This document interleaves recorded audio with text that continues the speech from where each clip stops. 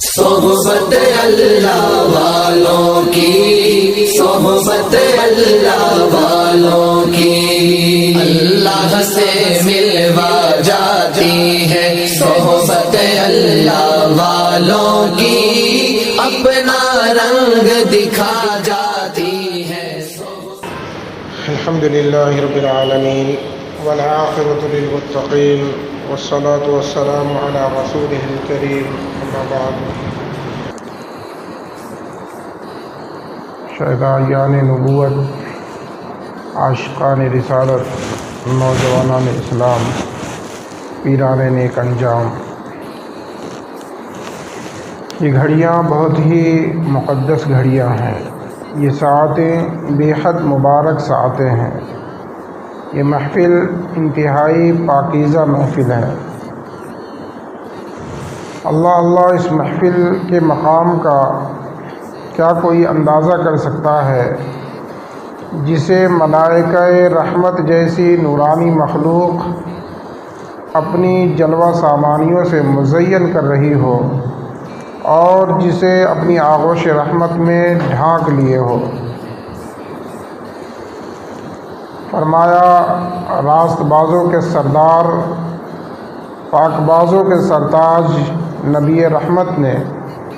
کہ جس مبارک محفل میں ذکر خیر ہوتا ہے،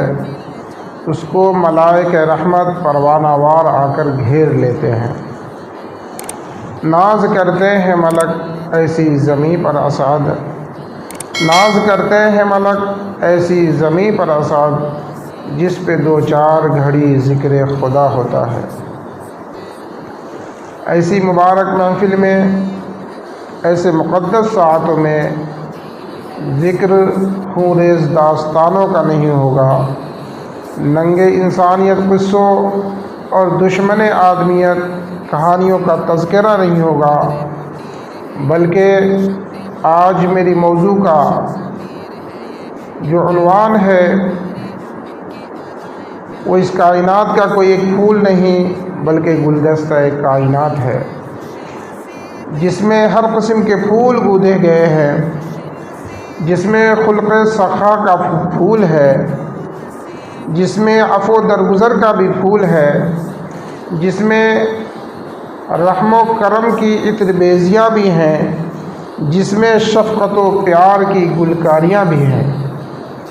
الغرض گلہائے رنگا رنگ سے ہے زینت چمن، گلہائے رنگا رنگ سے ہے زینت چمن، اے ذوق اس جہاں کو ہے زیب اختلاف سے۔ بزرگان اسلام اور پیران نیک انجام، یہ مسل بہت پرانی ہے اور سنتے سنتے آپ کے کان پک گئے اور کہتے کہتے کہنے والوں کی زبانیں گھس گئی کہ اینٹ کا جواب پتھر سے دیں گے، مگر یہ پرانے زمانے کی باتیں ہیں جو پرانے زمانے کے ساتھ رخصت ہو گئی۔ آج کی تو یہ مہذب دنیا، آج کی تہذیب و شائستگی کی دم بھرنے والی دنیا تو اس سے آگے بڑھ کر کہتی ہے کہ ہم وہ نہیں جو اینٹ کا جواب پتھر سے دیں، بلکہ ہم تو وہ ہیں جو ایک فقرۂ بیجا کا جواب، ایک صدائے ناروا کا جواب، ایک زبان سے نکلی ہوئی آواز کا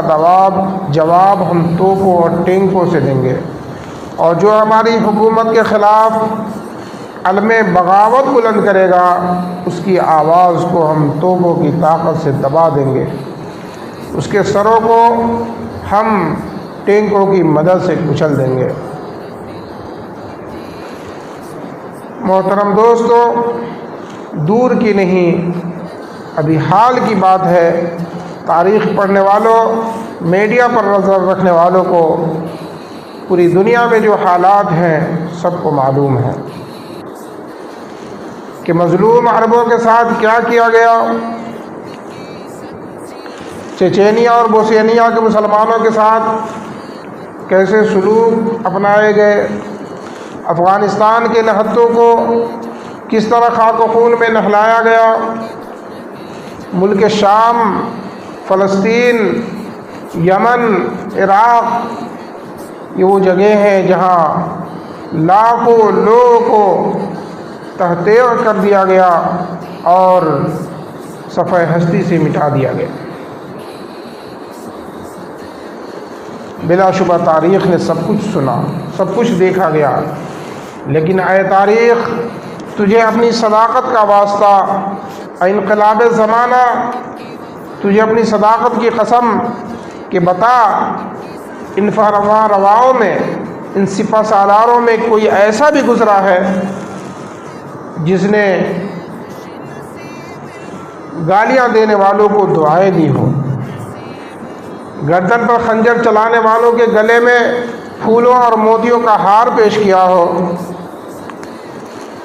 سینے میں خنجر گھونپنے والے کو سینے سے لگایا ہو؟ یقیناً ایسا سپہ سالار اور ایسا مشفق و مربی اس جاہلیت کے دور میں کہاں مل سکتا ہے؟ اگر ایسے شفیق، ایسے رحیم، ایسے کریم آقا کی تلاش ہے تو آج سے 1400 سال پہلے کی تاریخ پڑھو، وہاں تم کو ملے گا کہ شہنشاہ دو جہاں طائف کی سرزمین پر جاتے ہیں اور لوگوں کو نفس پرستی سے نکال کر خدا پرستی کی طرف آنے کی دعوت دیتے ہیں، لیکن وہاں کی شوریدہ سر قوم اور پست قوم ان کے ناصحانہ جذبہ کا صلہ یہ دیتی ہے کہ ان کے جسم نازک پر پتھروں کی بارش کرتی ہے، ان کے جسم کو لہو لہان کرتی ہے۔ وہ ابر لطف جس کے سایہ کو گلشن ترستے تھے، وہ ابر لطف جس کے سایہ کو گلشن ترستے تھے، یہاں طائف میں ان کے جسم پر پتھر برستے تھے۔ آپ ان کو جہنم سے بچا کر جنت میں لے جانے کے لیے گئے، ان کو لوگوں کی پرستی سے نکال کر خدا کی پرستی کی طرف بلانے گئے، لیکن آپ کے ناصحانہ جذبہ کا صلہ کیا دیا طائف کو لوگوں نے؟ آپ کے جسموں کو پتھروں سے لہو لہان کیا، چھلنی کر دیا، اور آپ تھک کر زخموں سے چور ہو کر جب بیٹھ جاتے تھے تو یہ شقی، یہ بدبخت آ کر آپ صلی اللہ علیہ وسلم کے بازو پکڑ کر اٹھاتے اور پھر اسی طرح پتھراؤ کرتے کرتے بالآخر آپ کو شہر سے باہر لے جا کر چھوڑ دیا۔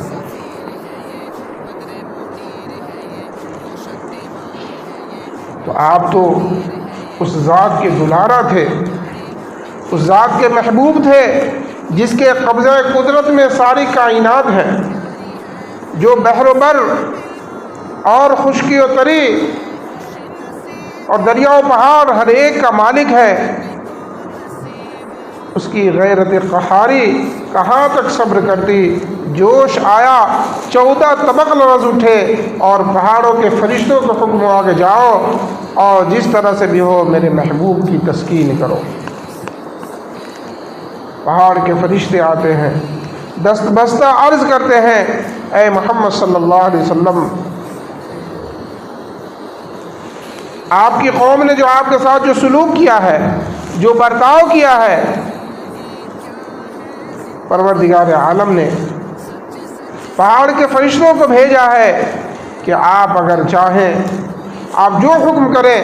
آپ کے حکم کو بجا لایا جائے۔ آپ اگر حکم دیں تو یہ طائف والے جو ان دونوں پہاڑوں کے بیچ میں آباد ہیں، ان دونوں پہاڑوں کے درمیان انہیں پیس دیا جائے،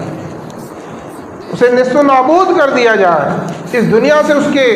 وجود کو مٹا دیا جائے۔ میرے محترم بزرگوں، دوستو،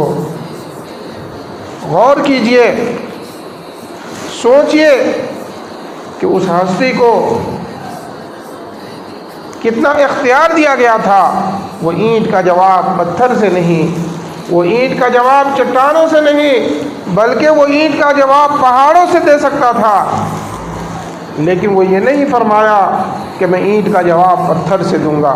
یا میں اینٹ کا جواب چٹانوں سے دوں گا یا میں اینٹ کا جواب پہاڑوں سے دوں گا، بلکہ کیا فرمایا جناب رحمت للعالمین نے سن کے فرمایا، جناب رحمت للعالمین نے سن کے فرمایا کہ میں اس دہر میں قہر و غضب بن کر نہیں آیا، میں کیوں ان کے لیے قہر الہی کی دعا مانگوں، بشر ہوں بے خبر ہوں کیوں تباہی کی دعا مانگوں۔ آپ صلی اللہ علیہ وسلم نے اپنی دشمنوں سے انتقام نہیں لیا، جنہوں نے آپ کے جسم کو لہو لہان کیا کہ آپ کی جوتیاں خون سے آپ کے پاؤں میں چپک گئی، آپ چاہتے تو اینٹ کا جواب پتھر سے نہیں بلکہ پہاڑوں سے لے سکتے تھے، لیکن آپ نے فرمایا کہ مجھے امید ہے کہ اگر یہ لوگ مجھ پر ایمان نہیں لاتے تو آنے والی اس کی نسل جو ہے مجھ پر ایمان لائے گی۔ آپ نے ان کو نیست و نابود کرنے کے بجائے دعائیں دی، الہی فضل کر کوثار طائف کے مکینوں پر، الہی پھول برسا پتھروں والی زمینوں پر۔ تاریخ میں لکھا ہے کہ ہمارے ہندوستان میں جو اسلام کی کرن آئی ہے اور اسلام کی روشنی پہنچی ہے، وہ اسی نسل سے تعلق رکھتے تھے، محمد ابن قاسم، اسی طائف والوں کی نسل سے محمد ابن قاسم تھے، جن طائف والوں نے آپ کو لہو لہان کیا تھا، آپ کو زخمی کیا تھا اور اپنے شہر سے دھکے دے کر پتھر مار کر نکال دیا تھا۔ اگر آپ اس دن ان کے لیے بد دعائیں کر دیتے تو اس صفحہ ہستی سے ان کا وجود مٹا دیا جاتا، لیکن آپ نے کہا کہ مجھے امید ہے کہ اگر یہ ایمان نہیں لائیں گے تو ان کی نسل سے ایسے ایمان والے افراد پیدا ہوں گے جو مجھ پر ایمان لائیں گے۔ لہذا محمد ابن قاسم جو فاتح سندھ کہلاتے ہیں، جو 17 سال کے نوجوان جو وہاں سے فوج لے کر آئے ہیں اور یہاں کے مظلوموں کو، یہاں کے ظالم حکمرانوں سے نجات دلانے کے لیے محمد ابن قاسم آئے اور ایمان اور اسلام کی روشنی ہندوستان میں پھیلائے ہیں، وہ محمد ابن قاسم ہیں۔ بہرحال میرے محترم بزرگوں، دوستو، آج کی یہ دنیا یہ کہہ سکتی ہے کہ یہ تو عالم روحانیت کا واقعہ ہے۔ کس نے دیکھا کہ پہاڑ کے فرشتے آئے اور محمد عربی کو یہ اختیار دیا گیا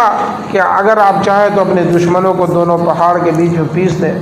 ہمارے سامنے تو کوئی ایسا واقعہ رکھیے جو اس سرزمین پر جو وقوع پذیر ہوا ہو، ان ظاہری آنکھوں سے لوگوں نے دیکھا ہو۔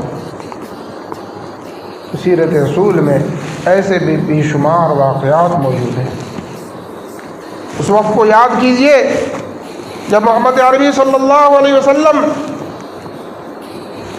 ایک لشکر جرار لے کر اپنے جانثاروں کو لے کر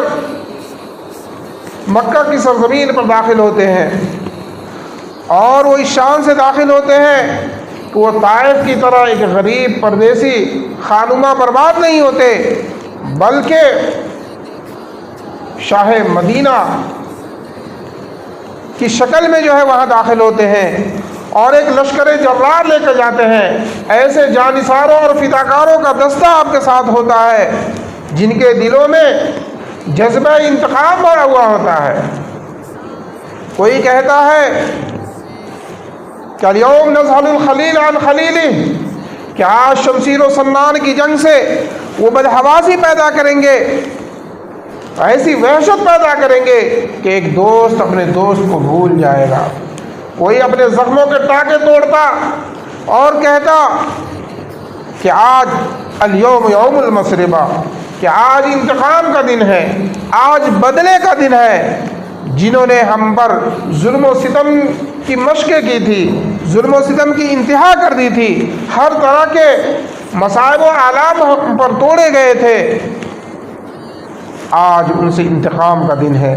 آج ان کے رنگین خون سے اپنی تلواروں کو رنگین کریں گے، آج ان کے لہو سے اپنے خنجروں کی پیاس بجھائیں گے۔ ایسے جو ہے فوج کے سپہ سالار کو تو اور غضبناک ہونا چاہیے تھا، اور غصہ ہونا چاہیے تھا، لیکن نہیں۔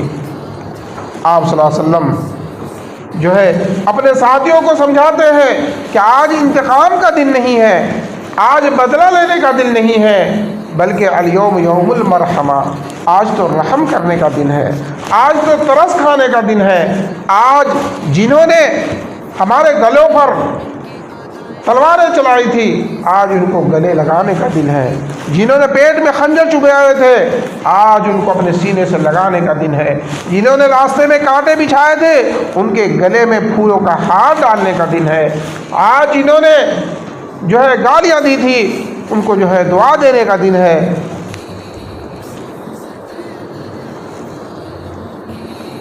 آپ نے فرمایا الیوم یوم المرحمہ، آج رحم کرنے کا دن ہے۔ آپ مکہ میں داخل ہوتے ہیں، فاتحانہ شان سے داخل ہوتے ہیں۔ تاریخ میں لکھا ہے کہ حرم کے میدان میں، صحن حرم میں تمام سرداران قریش اور تمام باشندگان مکہ جمع ہیں، اور ان میں وہ بھی ہیں جنہوں نے آپ کے گلے میں چادر کا پھندا ڈال کر گھسیٹا تھا۔ ان میں وہ بھی تھے جنہوں نے نماز کی حالت میں آپ کی پشت مبارک پر اونٹ کی اوجھڑی اور غلاظت ڈالی تھی۔ ان میں وہ بھی تھے جنہوں نے آپ کے راستے میں کانٹے بچھائے تھے۔ ان میں وہ بھی تھے جو آپ کے خون کے پیاسے تھے۔ ان میں وہ بھی تھے جو آپ کو اپنے وطن کو چھوڑنے پر مجبور کیا۔ ان میں وہ بھی تھے جنہوں نے حضرت سمیہ رضی اللہ عنہ کی شرمگاہ میں نیزہ مار کر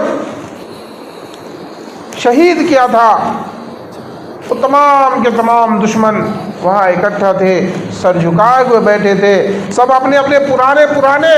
ظلموں کو یاد کر رہے تھے اور اس انتظار میں تھے کہ آج ہم سے بدلہ لیا جائے گا، آج انتقام لیا جائے گا، آج ہمارے سروں کو ہماری تن سے جدا کر دیا جائے گا، ہم سب کو موت کے گھاٹ اتار دیا جائے گا۔ آپ صلی اللہ علیہ وسلم ان کے بیچ آئے اور فرمایا کہ اے قریش، تمہارا کیا گمان ہے، تمہارا کیا خیال ہے، تمہارے ساتھ آج کیا برتاؤ کیا جائے، کیا سلوک کیا جائے؟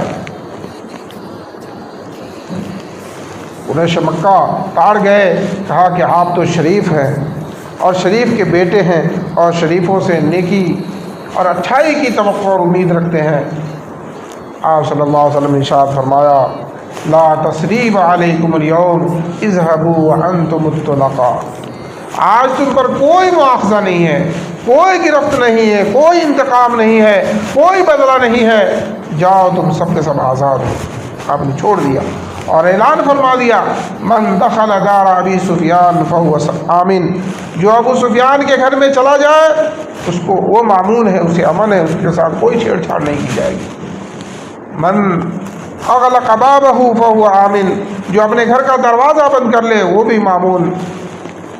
جو مسجد حرم میں داخل ہو جائے وہ مامون، سب کو آپ نے امن دے دیا، اعلان کر دیا۔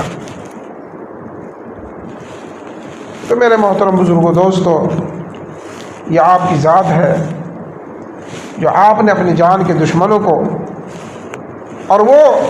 جو ہجرت کرنے پر مجبور کیا، یہی نہیں بلکہ ہجرت کے بعد بھی مدینہ پر بار بار چڑھائی کی، وہاں بھی آپ کو اور آپ کے ساتھیوں کو، آپ کے جانثاروں کو سکون اور اطمینان سے نہیں رہنے دیا۔ ایسے لوگوں کے ساتھ بھی آپ نے کیا سلوک کیا، کیا برتاؤ کیا؟ اس لیے اللہ رب العزت نے فرمایا وما ارسلناک الا رحمۃ للعالمین، اے نبی صلی اللہ علیہ وسلم، ہم نے آپ کو پوری کائنات کے لیے، تمام عالم کے لیے رحمت بنا کر بھیجا۔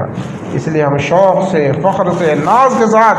جگر کا یہ شعر بار بار پڑھتے ہیں کہ آئے دنیا میں بہت پاک مکرم بن کر، آئے دنیا میں بہت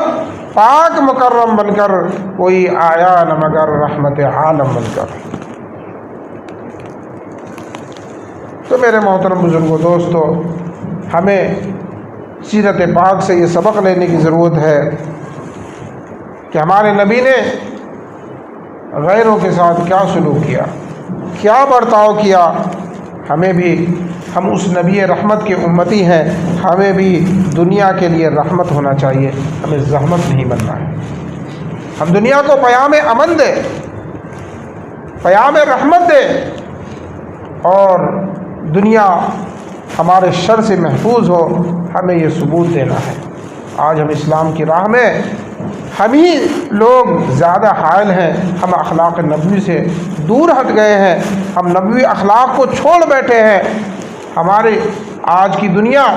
ہمارے نبی کی سیرت کو پڑھتی ہے، ہمارے نبی کے اخلاق کو پڑھتی ہے، ہمارے نبی کے کردار کو پڑھتی ہے، آپ کی گفتار کو پڑھتی ہے، اور وہ مدنی معاشرہ کو دیکھتی ہے کتابوں کے اندر تو کچھ اور نظر آتا ہے۔ لیکن آج ہم مسلمانوں کی حالت دیکھتی ہے تو یہ بالکل اس کے مخالف، اس کا ضد، اس کا اپوزٹ نظر آتا ہے۔ اس لیے کہتے ہیں کہ وہ اسلام کچھ اور تھا، اس دور کے مسلمان کچھ اور تھے، اور اس دور کے مسلمان کچھ اور ہیں۔ لہٰذا بہت سے لوگ ہمارے نبی کی سیرت کو پڑھ کے، قرآن کریم کی تلاوت کر کے اور اس کے معانی مفاہیم کو سمجھ کر اسلام سے قریب ہوتے ہیں، لیکن ہم جیسے بدینوں کی زندگی کو جب دیکھتے ہیں اپنی آنکھوں سے تو پھر وہ اسلام سے بدک جاتے ہیں، بھٹک جاتے ہیں، دور ہو جاتے ہیں کہ وہ اسلام کتابوں کے اندر اور قرآن کے اندر، سیرت کے اندر، احادیث کے اندر کچھ اور ہے، لیکن آج کا مسلمان کچھ اور ہے۔ اس لیے ہمیں اپنے اندر جو ہے نبی پاک صلی اللہ علیہ وسلم کی سیرت کو اتارنے کی ضرورت ہے، آپ کی